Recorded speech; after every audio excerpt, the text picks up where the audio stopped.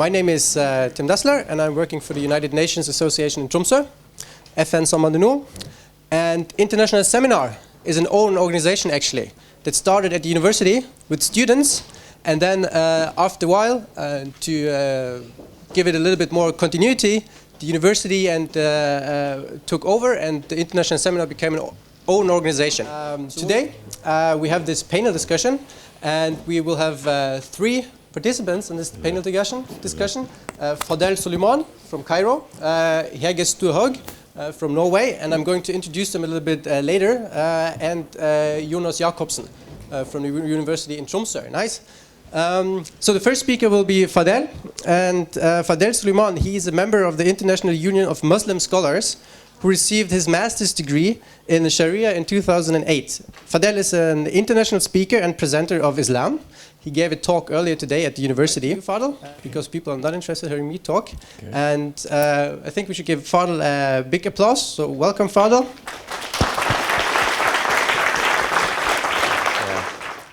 Let me tell you that I was, when they called me to come down from my hotel room, I was about to apologize and say I'm not going. Actually, the view is incredible on the 9th floor. I always heard that Tromsø is very beautiful, but not that beautiful actually. So I really congratulate you for living in a gorgeous, beautiful, sexy city like Tromsø. I start always by praising God Almighty, the creator, the cherisher, and the sustainer of this universe. And may his peace and blessings be upon his noble prophets, Muhammad, Jesus, Moses, Abraham, and Noah, and all their followers and descendants. Dear respected audience, I am not here to debate. I am here actually to seek the truth. So I'm coming here to speak with an open mind and an open heart, expecting myself to be either right or wrong. Either I am right, or maybe the other panelists are right.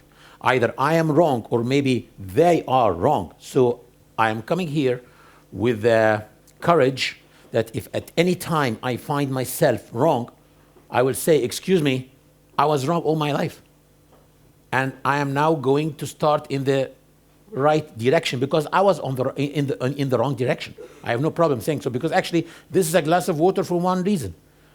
When they poured water in it, it was opened and upside right, not upside down. Had it been closed or upside down, it will never become a glass of water. And I hope all of us come here with an open mind and an open heart.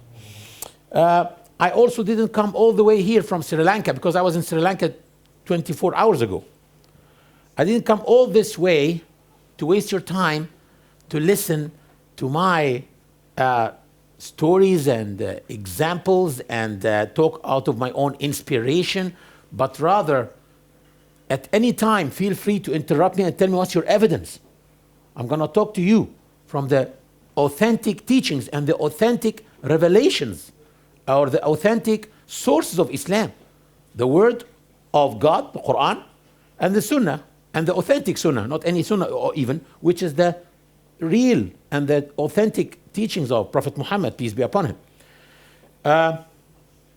We also, during this debate, should distinguish between the authentic teachings of Islam and the degree of success or failure of a group of people in implementing them.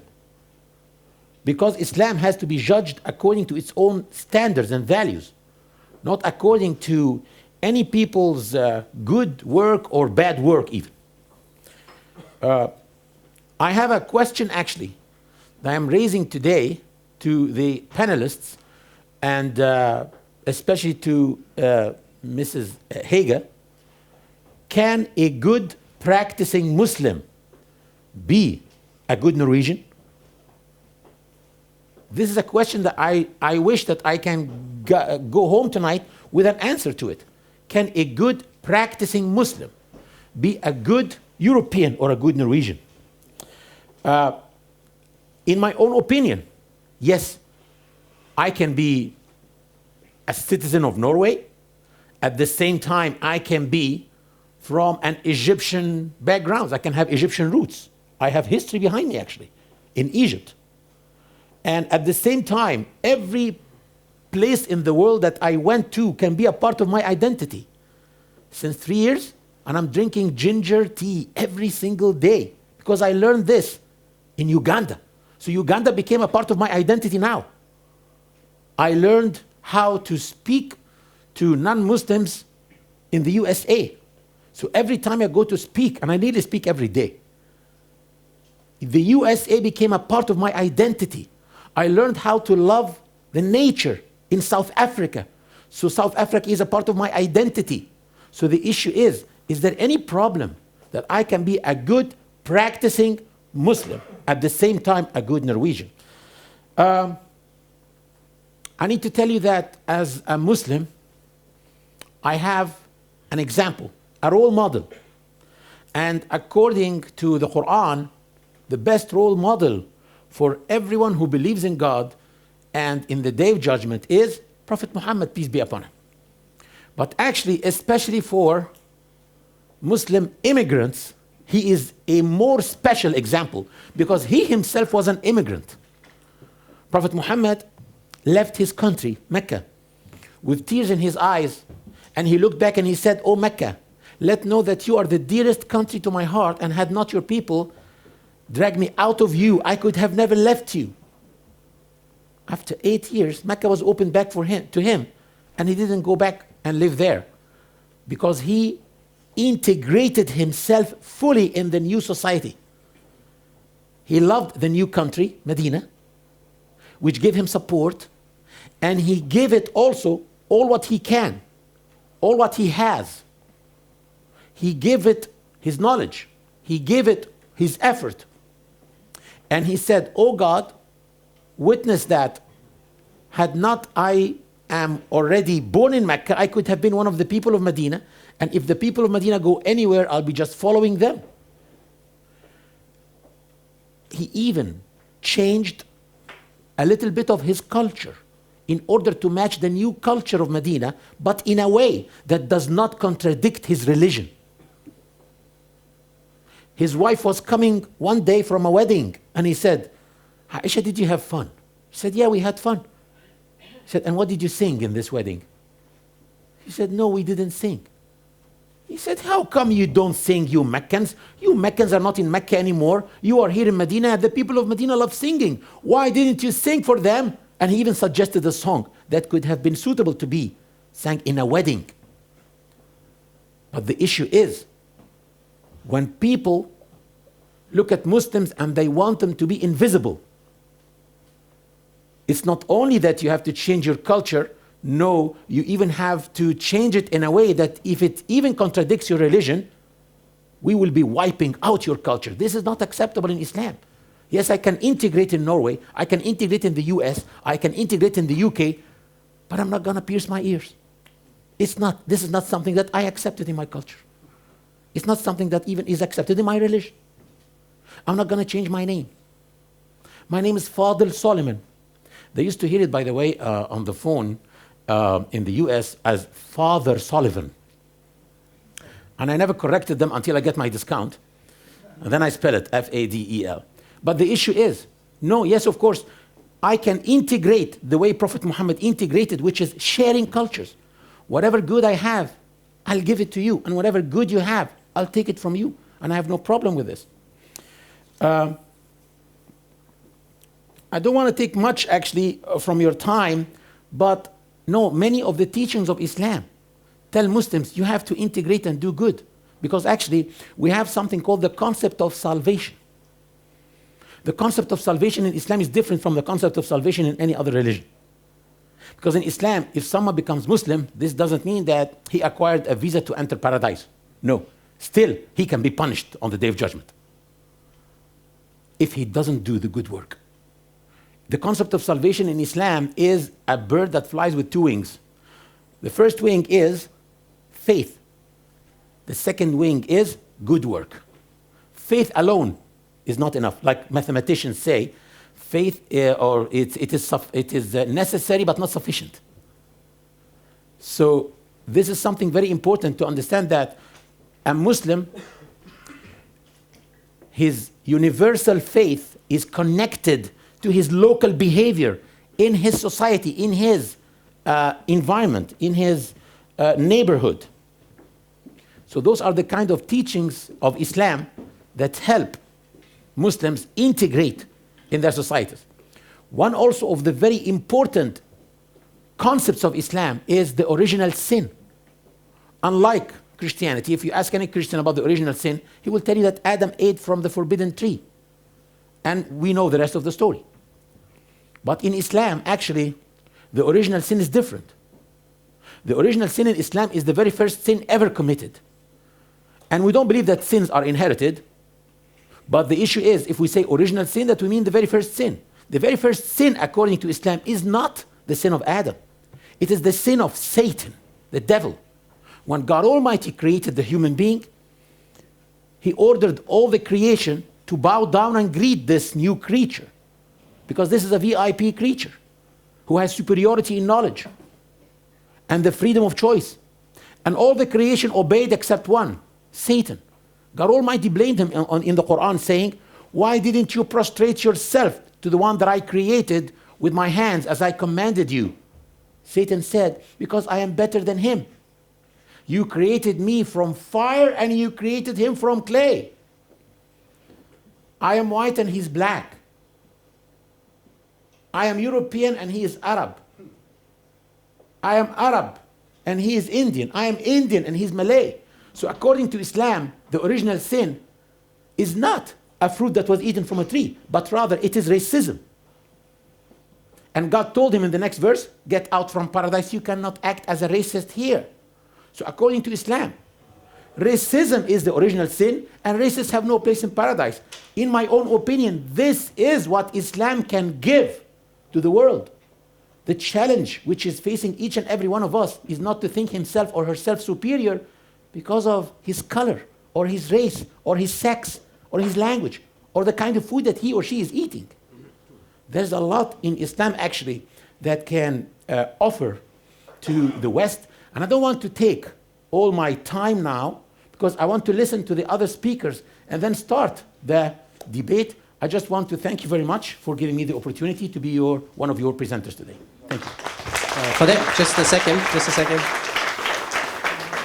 Before you sit down, maybe because one of the questions on the post and everything was like that after the tragedy that happened on Utøya and in Oslo, we were very quickly in making the connection between terrorism and Islam. So could you comment on that before you, like maybe in a couple of minutes, why you think that is? Well, now any problem is automatically connected to Muslims. My only problem yesterday on SAS Airlines is that my laptop was on sleep, not on shutdown. So I opened it and I shut it down, and still this was not enough for me to be on the plane. I think that if this happened to someone else, he could have been given a chance. No, of course, now the media is creating a monster called Islam and Muslims. And I think that also some Muslims, few Muslims by the way, are helping the media in this creation. I have to be self-critique, because actually the rest of the story of Adam, because we believe that Adam ate from the tree, like Christians believe, but not so that the sin can enter the world and God sends his son to be killed. No. We believe that Adam ate from the tree and then he got stuck. He didn't know what to do. So the Quran says God inspired him a prayer to use in order to repent. And the prayer was what? "Oh God, indeed we wronged ourselves." So what we learn from this story of Adam is self-criticism. And as Muslims, our intellectual attitude should be self-criticism. It's true that some Muslims are not doing a good job and they are giving a bad image to Islam. But the problem is that many non-Muslims, instead of helping Muslims, they are like trying to spread it by telling Muslims, you can't be good citizens or Europeans. Anything else? Thank you.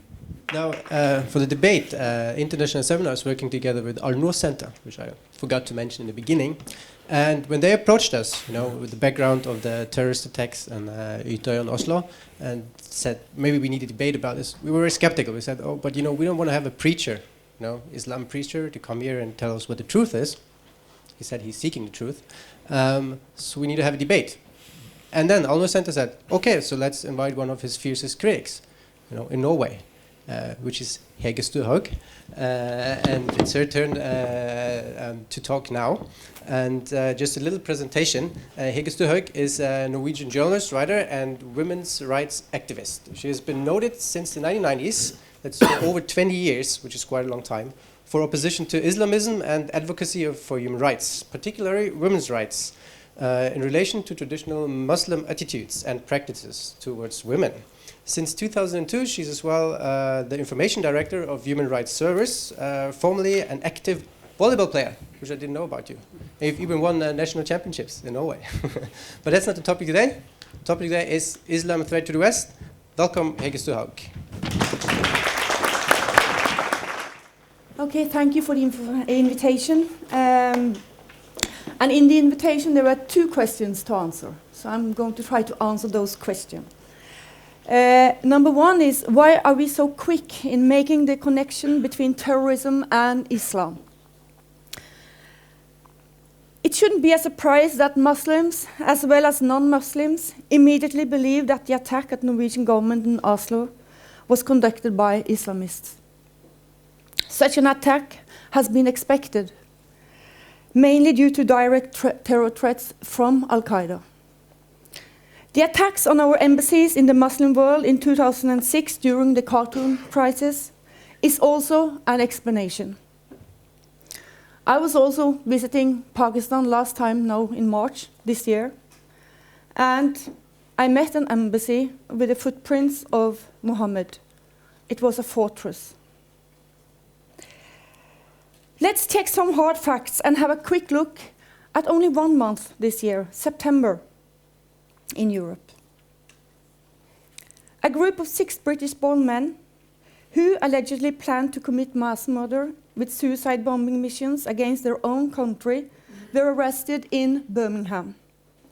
The goal was to kill as many people as possible. Same month, Spanish police arrest 5 Algerians suspected of helping finance an Al-Qaeda-linked terror group in North Africa. In Stockholm last Christmas, Taimur al-Abdali killed himself in a failed suicide attack. Failed in the sense that he only killed himself, not a lot of civilians as well. Then we are back to September, because his wife at that time, Mona Tony, she was arrested in September for planning terror. Then we can go to Scandinavia. In September, the Danish cartoonist Kurt Westergaard had to leave Norway in a hurry due to fear of attacks. And the Swede, the artist Lars Vilks, couldn't participate in a book fair due to the same reason, the same month. And the same month, 4 men were arrested in Göteborg in Sweden for planning to kill Vilks.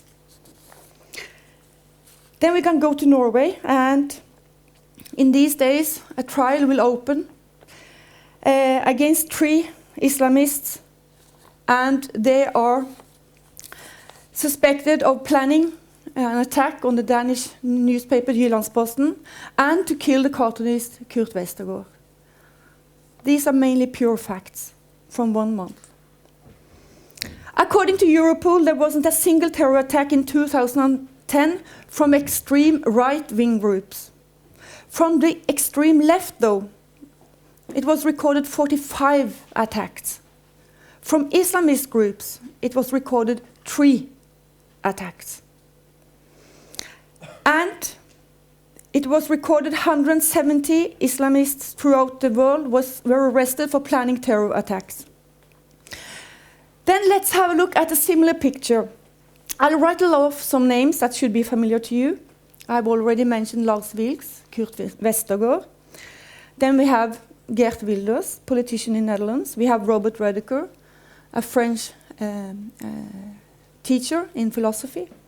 Then we have the Dane Nasser Khader, a politician for many years.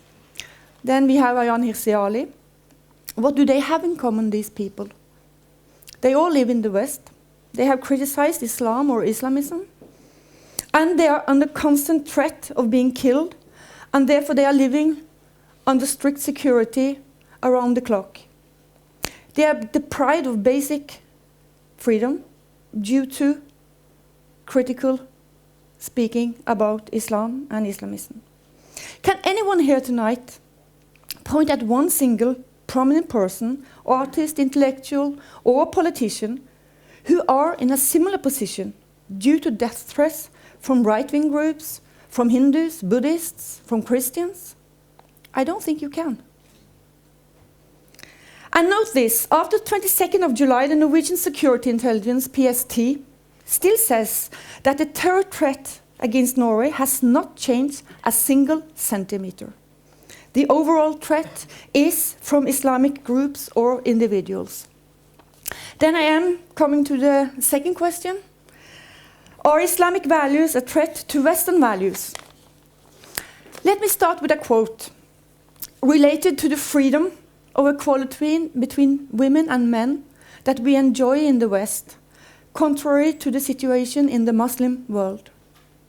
Quote, "The obsession with subjugating women is one of the things that makes Islam so low, and the agents of Islam, from Riyadh to Tehran, from Islamabad to Cairo, and in my words, from Oslo to Tromsø, know that any improvement in the lives of women will lead to the demise of Islam and a disappearance of their power.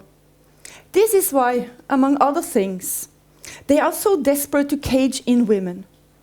Please don't be fooled by the few shrill voices, in or out of the veil, that enjoy the status quo and betray their fellow women." End of quote. You might not be surprised that these are the words of Ayaan Hirsi Ali in a lecture in the National Press Club in Washington in 2007. Then let me point at a charter formulated by the Muslim world, that means the umbrella organization OIC, in 1990, a charter that hasn't been reformed with one single word. It is about the so-called Cairo Declaration on Human Rights in Islam. The Islamic world's response to the UN's Universal Human Rights Declaration, a declaration OIC cannot accept. The Cairo Declaration begins by maintaining that Muslim nations are superior. Quote, "God has made the Islamic Fellowship of Believers the best nation." The declaration includes the following statements. It is prohibited to take away life except for a Sharia prescribed reason. Here we see that death penalty is legalized. Next, safety from bodily harm is a guaranteed right. It is the duty of the state to safeguard it, and it is prohibited to breach it without a Sharia prescribed reason. Well, here the declaration opens for cutting off hands for theft and so on.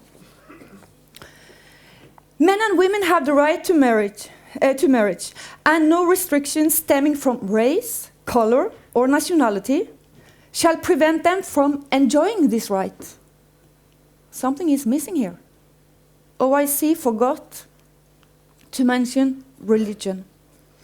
As you know, it is crucial for the scholars and Islam that Muslim women have to marry a Muslim man, first and foremost to control her under Sharia laws and making sure that her children follow the religion of the husband, meaning Islam. This is also a tactic of power to increase the Muslim population, one part of jihad. The next, everyone shall have the right to express his opinion freely in such manner as would not be contrary to the principle of Sharia. Well, meaning, for example, that drawing Muhammad is prohibited. Criticizing Islam, the same.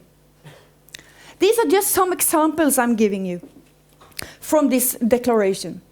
The declaration goes on stating this in the two last articles. All the rights and freedoms stipulated in this declaration are subjected to the Islamic Sharia. And the Islamic Sharia is the only source of reference for the explanation or clarification to any of the articles in this declaration. So, we can for sure say that the Cairo Declaration can hardly be called a human rights declaration. It is rather a Sharia rights declaration, whose purpose is to protect God, not man. Utterly absent from it, for example, is any hint of political or civil rights. Rights would appear to mean the right to be a Muslim and the duty to remain a Muslim. My conclusion is that this is a totalitarian declaration. It is a declaration in open fight with humanity and freedom values, the very core of the West. Let me underline this, and this is a very important fact. Yes, there are many peaceful Muslims who endorse freedom values. I know quite a lot of them myself. They are secular persons, as critical to Islamic laws as I am. Islam, though, if one takes the basic texts seriously, is not peaceful, is not human. That's why there is so much suffering in the Muslim world. That's why the vast majority of the countries in the Muslim world are not free, open, democratic societies, as monitored every year, for example, by the organization called Freedom House. That's also why there is a one-way bridge from the Muslim world to Europe. People are leaving for a better life, both economically and seeking freedom and humanity. So my conclusion is obviously this. Yes, Islamic values, as formulated in the man-made law Sharia, is a major threat to Western societies. The more basic Islam gets foothold in a society, the less freedom and prosperity, on the expenses the whole time of the individuals. What the Muslim world therefore needs is a huge portion of critical sense, enlightenment, free from superstition, if one is going to enter the modern age. Thank you.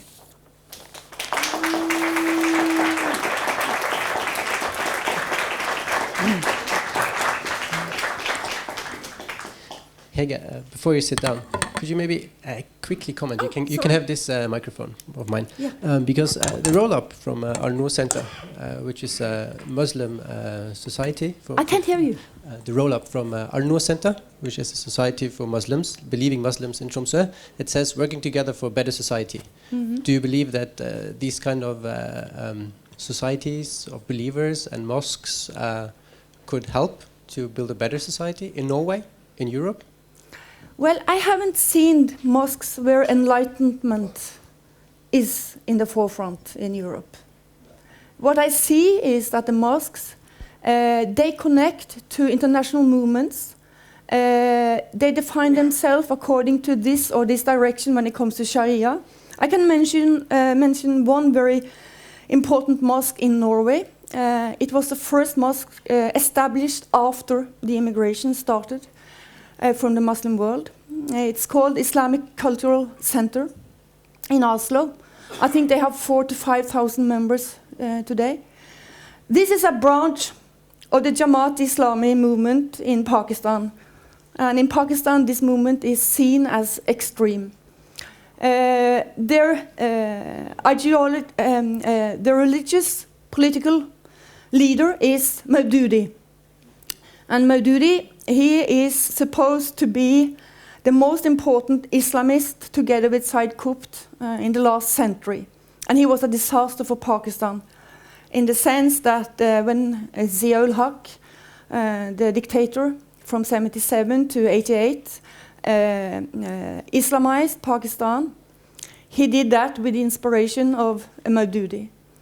So this mosque is followers of Maududi, and you can see it. We, in Human Rights Stories, we had a project on this and another mosque in Oslo. And if you go into their library inside the mosque, you won't find any critical book.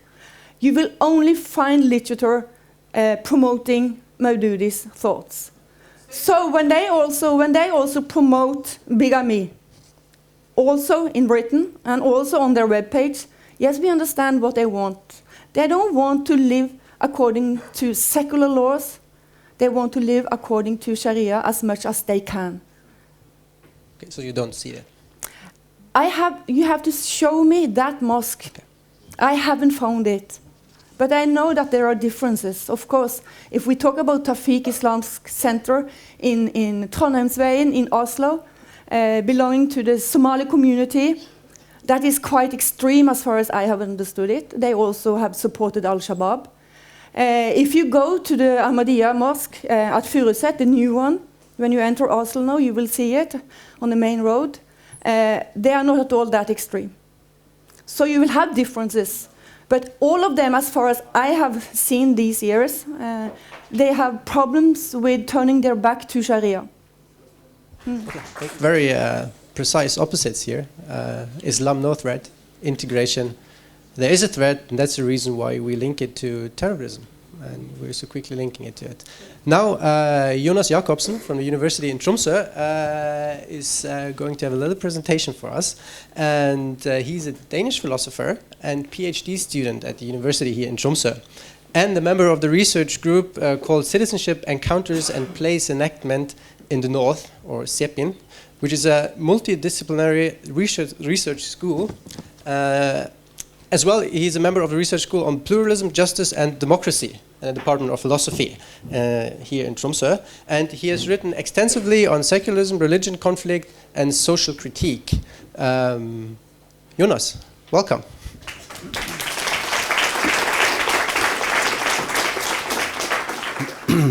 Thanks a lot.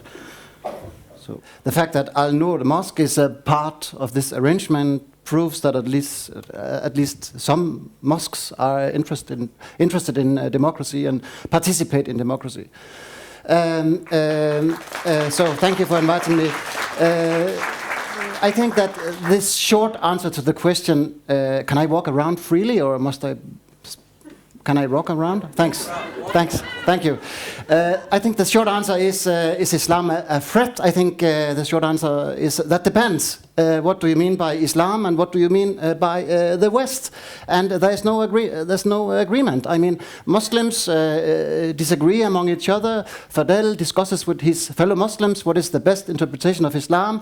I discuss with Westerners, which of course can be Muslim, what are Western values, and we do not agree. And if we take the question as whether the relation between so-called Islamic and Western values is or should be, scholars, scientists, philosophers completely disagree. Well, in fact, ironically, those who agree the most, right, are Western Islamophobes, and we know in Norway that those exist, and Islamic fundamentalists, or what should I call them, extremists, because these two groups perfectly agree that yes, there is a problem, there is a conflict, it's a violent one, we haven't seen nothing yet, it will come, and it will be a clash of civilizations, as Samuel Huntington has formulated it. And both groups are also very impatient about purifying their own tradition, their own culture, from the pollution of the other. They also agree on another thing, namely, or they are similar in another respect, namely that they tend to essentialize the other. So, like, we know what Western culture is like, right? It's pornography, it's meaningless individualism, and it's alcohol, right? Or we know what Muslim culture is like. It's suppression of women, it's violent behavior, hatred against infidels, and so on. We know it. But what am I trying to do here? Am I trying to say that we don't know what Western culture is? We don't know what Islam is? Am I trying to say that we have some knowledge, right? We have some knowledge. We know, as Hege says in the Quran, according to the Quran, you talked about the core scripts of the Islam. The Quran, for example, commands terrible things of Muslims, for example, to suppress women, and to hate infidels, to hate non-Muslims, and to kill them. It is there in the Quran, right? For example, is this not Muhammad who said this? But for these enemies of mine, who did not want me to be their king, bring them before me and slaughter them for my eyes. That's typically Muhammad, isn't it? Isn't it? Or the next one. If a woman will not veil herself, then she should cut off her hair. Man ought not to have his head veiled, since he is the image and reflection of God, but woman is the reflection of man. So here we have a cosmology, a hierarchical cosmology, where God is here, man is here, and woman is here. But the first sentence is from Jesus. It's not from Muhammad. It's Jesus Christ. It's the Jesus Christ. It's the love thy neighbor, Jesus Christ. How can he say that? How can he want his enemies just to be slaughtered? The other quote is from St. Paul. So I'm not trying to say that you cannot find things like that in the Quran. Of course you can. If you are not a Muslim, then you can find many horrible things in the Quran. You will read it as horrible or shocking or different. You can also find many beautiful things in the Quran. And if you're not a Christian, you can find horrible and beautiful things in the Bible. But my point is that those who go looking in the Quran to prove that Muslims are determined by their religious conviction to suppress women or be violent, they completely ignore that the Quran, just like the Bible, is interpreted by different Muslims in different contexts and circumstances in different ways. And some of these ways, of course, are in conflict with liberal democratic values. Sure. But some of them are not. So what are we talking about? Let's be more precise and not speak about Islam. Just like that. Let's not write like Storhaug does about what is in your blog, what is human rights in Islam. Let's criticize the declaration, the Cairo Declaration, as you do. I also want to criticize that. But let's criticize the Cairo Declaration. We can come back to that. But I think we should be more specific about our critiques. But what do I mean by a liberal democracy? Let's use one of the most influential definitions in political philosophy in the West. Jürgen Habermas' definition. According to Habermas, a liberal democracy is a political community that governs itself not through culture, religion, nationality, ethnicity primarily, but through constitution and democratic procedures. So, a constitution is a system of rights, equal and individual rights for everyone, regardless of sex, gender, color of the skin, religion, and so on. And you have those rights no matter what the majority decides. So I have my freedom of speech no matter what the democratic majority decides. Otherwise, it wouldn't be a liberal democracy. It would maybe be a democracy. On the other hand, we have the democratic procedures which protect what we could call our public autonomy. Human rights protect our private autonomy, our individual freedom. Democracy protects our public autonomy. Our ability to come together, for example, tonight, here, or in newspapers, or in the official public sphere in the parliament, to debate our disagreements, our conflicts, and our common problems with the use of arguments instead of weapons. So, according to Habermas, the only legitimate force in a democracy, in a democratic debate, is what he calls the unforced force of the better argument. It's according to Habermas, democracy and human rights are codependent, so you cannot have one without the other. So it's clear that it's clear that human rights are necessary for a democracy. Because how can I have an open and fair discussion with you on something on which we disagree if you can put me to jail just like this because I'm a homosexual, because I have the wrong religion, or because you don't like what I say about your religion? So human rights are necessary for a fair democratic debate. On the other hand, and this is important, democratic dialogues are also important for human rights. Because if human rights are just taken as something given by God or the Norwegian state or by the Western Enlightenment, and here you accept it, and minorities who come here, they will just accept them or they will go away. Then human rights, the system of rights will just be imposed on citizens in a rigid way. And if they are imposed, then we get the problem that we, in fact, not only majority and minorities, but all of us disagree on the correct interpretation of human rights. So the freedom of speech, what is that? How should it be? How should it be used? How far should it go? What can I say about other people?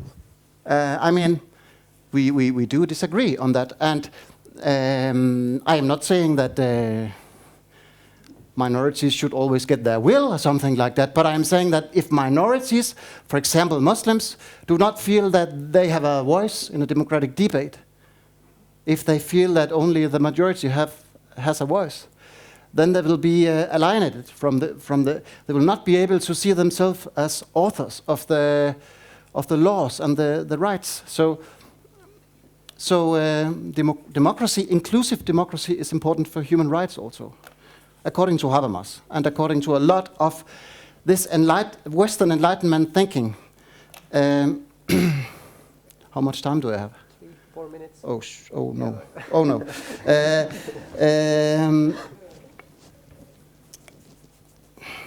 In my opinion,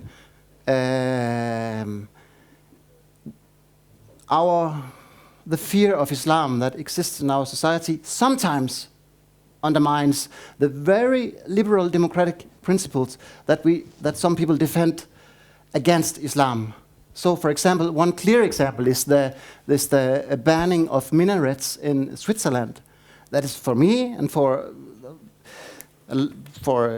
human rights thinking, a clear violation of the equal right to religious freedom. Why can they not build minarets if they can build church towers and so on? A funny example is the Danish the Danish leader of the Danish Folkeparti, Dansk Folkeparti, the Danish People's Party, Pia Kjærsgaard, who during the whole cartoon crisis defended the unconditional right to say whatever you want about Muslims and Islam in the name of free speech. There should be Muslims, just everyone gets offended, you also get offended, just learn to live with it. But all of a sudden she wanted to punish Danish imams by law for what they said about Denmark, because they had violated Denmark's reputation. This cannot be unpunished, she said. So, okay, this is a clear contradiction of Enlightenment thinking, of the good tradition of Western liberalism. This is a clear violation of Voltaire, who said that I detest what you say, but I will defend with my life your right to say it. Because freedom of speech only for the majority is not freedom of speech. What about, I'm a little bit more unsure, I'm not so sure here, but what about the whole hijab debate in France? I mean, I don't have time to discuss this, but But I will I'm just asking now. I'm just asking, But is it not only dictatorships like Saudi Arabia and Iran who wants to decide what clothes the citizens should wear? I mean, why? I mean, is it those who want to those who want to defend the headscarf ban in order to save Muslim girls from religious suppression should at least admit one thing. I only ask for one thing. Admit that we have to do with a dilemma. We have to do with a dilemma. And this is what the Norwegian philosopher Hans Stjernheim called the liberal dilemma. Can you force anyone to be free? Can you force someone to be free? I am free. I put on the hijab. My parents did not want it. They told me not to do it, but I do it because of my face. No, you're not free. You are suppressed. I mean, there's something, at least admit that there's a discussion here, a principal discussion that is worth taking. You have 1 minute to bring it home. Okay, thank you. A last point. Who gets to now?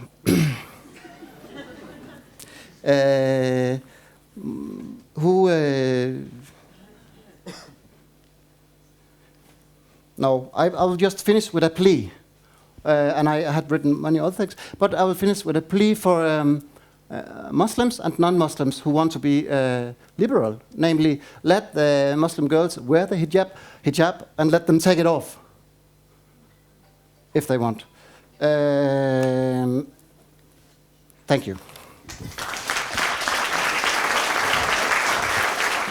Thank you for giving me the chance to speak actually again, because actually all what was said, especially from Hege, needs like days to refute. And maybe if Ayman al-Zawahiri can hear us today, he would be very happy with this understanding of Islam, because this is exactly the understanding of Al-Qaeda to Islam. If non-Muslims will understand Islam the same way Al-Qaeda members are doing, this is their own problem. But it's not my Islam or the mainstream Muslims' Islam. This is the Islam of Ayman al-Zawahiri and Ms. Hege today. I was really shocked with what I said. And quickly, I'll be telling you what I really didn't like about this. Number one, the cut and paste game, which is always played against us. They tell you, kill them wherever you find them. This is in the Quran. I'm going to show you how they exact these things. But what Ms. Hege mentioned, actually, is a verse in the Quran which the Cairo declaration started, and she didn't continue the verse. She said, God have made us the best nation, or the superior nation. And she stopped. I bet you that if we bring this declaration, the verse continues saying, God have made you the best nation because you enjoin the good and forbid the evil and have faith in God. So it's conditioned. If you enjoin the good and you forbid the evil, you will be the best nation. But if you don't, then you're not the best nation. Maybe you're the worst nation. So this is something that we need to understand. I really want Hege in the next time when she takes the microphone to tell us, why did she stop at this point in the verse? Why didn't she continue reading the verse? Either intentionally to mislead us or unintentionally out of ignorance. So she had a homework to do before coming and throwing on people things like that. Islam is not a threat to the West. The real threat to the West is this kind of spreading hatred and convincing people and convincing... Please. And convincing people that their enemy is their neighbors. Your enemies are your colleagues in the university. Your enemies are your co-workers. This is very dangerous. And this is what led to the disaster that we have seen in Norway a few months ago, actually. Yes, it's true that maybe all the examples that she made about people who were arrested lately for planning and doing, but these are cases that were not finished yet. Most of them, by the way. How many people were released after that? Meher Arar in Canada, he sued the Canadian government and he got $18 million because they did this to him. So actually, no, we shouldn't like jump into conclusions about things like that. It's true that, and that's exactly what I said in my first time when I spoke, that of course many Muslims are not doing a good job, but we shouldn't go and jump to these conclusions and say, those are the people and those are the Muslims who do so. And my question, I think, was answered clearly, that no, a good practicing Muslim cannot be a good European or Norwegian, because she said that those good Muslims are secular Muslims who are actually criticizing Islam and the Sharia. Talking about the death penalty, what is it violating in the Declaration of Human Rights? Which article? Article number 3, that says every human being has the right to life, continue, and liberty, which means that Andreas Breivik will not be executed. But if you put him in jail, this is also a violation to the same article, because he has the right to liberty. Therefore, according to this misinterpretation of the Declaration of Human Rights, killers should not be put in jail too, nor, of course, be executed. This is, let me tell you that. You got one minute to bring 1 minute, okay. 1 minute. No text, divine or human, is safe from being misinterpreted and misunderstood. Talking about the Sharia, Muslims are not asking people to apply the Sharia in non-Muslim countries. This would be crazy, actually.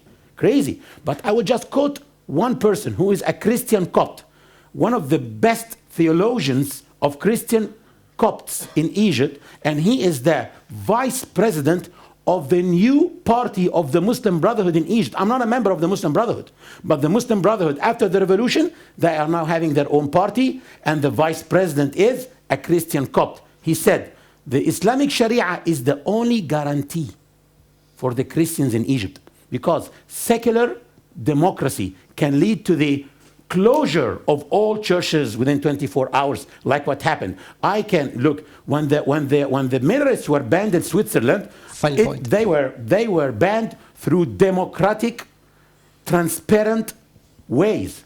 But the Sharia, the only difference is the Sharia is democracy, but it holds the hands of the majority from oppressing the minority. The majority cannot oppress the minority according to the Sharia. Otherwise, it's exactly as democracy. Thank you.